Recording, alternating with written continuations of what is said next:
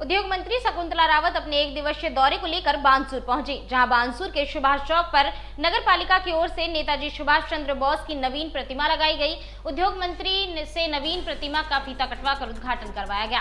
बानसूर के पूर्व सरपंच स्वर्गवासी लक्ष्मण प्रसाद बोरा के द्वारा पहले सुभाष चंद्र बोस की मूर्ति स्थापित की गई थी, लेकिन मूर्ति खंडित होने के पश्चात दोबारा नगर पालिका के द्वारा यह मूर्ति लगवाई गई है।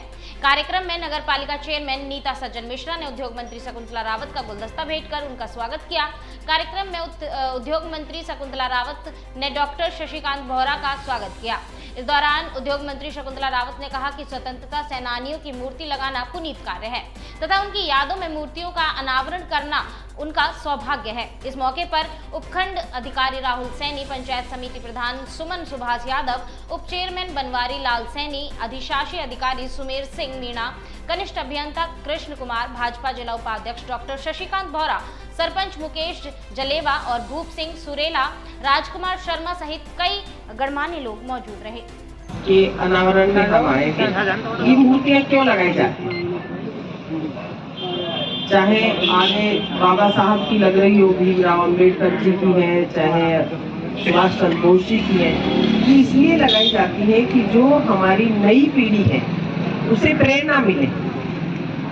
प्रेरणा मिले, और उनकी जो जीवन शैली थी, उनकी जो विचारधारा थी, जो हमारी उनके जमाने की जो संस्कृति थी, संस्कार थे, वो संस्कार हमारे अंदर बने रहे, हमारे यहाँ कायम रहे वर्तमान में।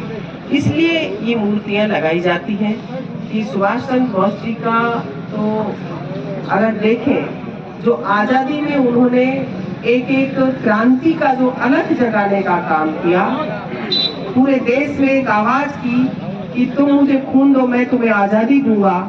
इतने सालों तक हमारा देश स्वतंत्र रहा, लेकिन सुभाष चंद्र बोस जी की टीम में जो हमारे बानसूर के भी दो जने थे, एक तो अपने यहाँ का मोटू का फतेहपुर कल्याण नगर उधर के थे और एक ईसरा का बास के थे। उन दोनों ने उनके साथ रह करके समय बिताया और 7-8 साल तक बाहर रहे। वो बाद में आए तो उन्होंने कितना कष्ट सहन किया, वो सारी बातें हमसे साझा करी थी।